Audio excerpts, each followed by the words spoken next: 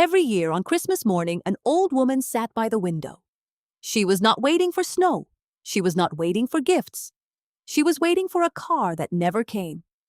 This is the true story of a grandmother and a promise that was never kept. Stay until the end. Because what happened on her last Christmas will break your heart. Her name was Martha. She was 78 years old. She lived alone in a small house at the end of a quiet street.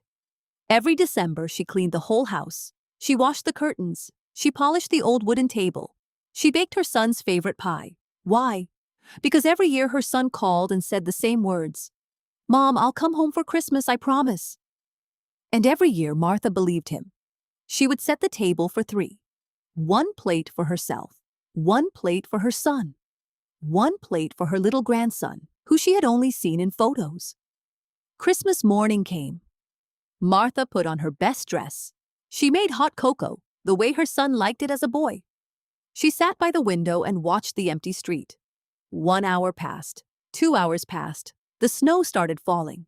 She did not move. Neighbors walked by with their families, laughing, carrying gifts. Martha smiled at them through the glass, but her eyes were sad. By evening, the phone would ring.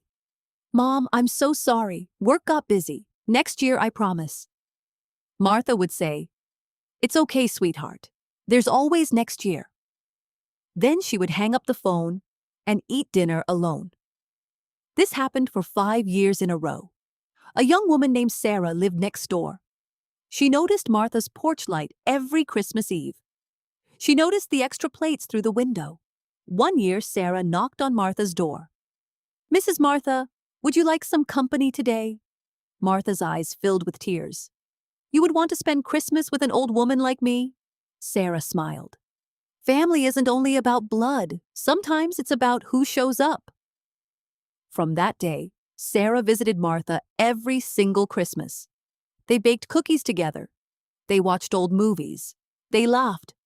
But Martha still set 3 plates. She never stopped hoping her son would come. Then came the year everything changed.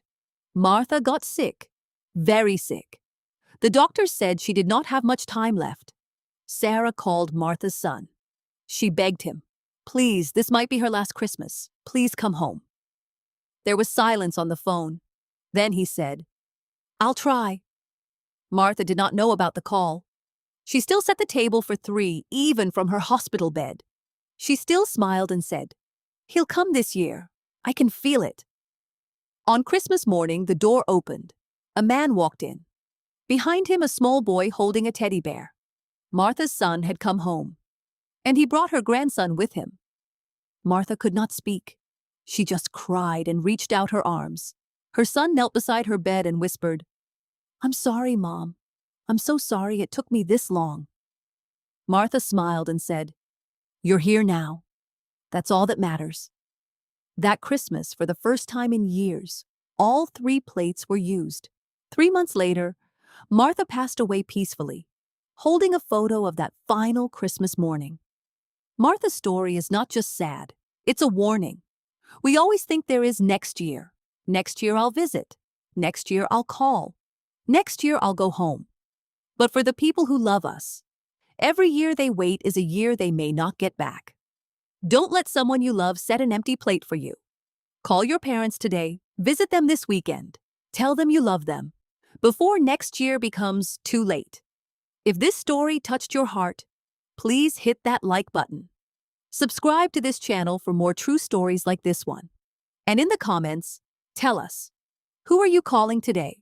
Thank you for watching. And remember, don't make someone wait for a Christmas that never comes.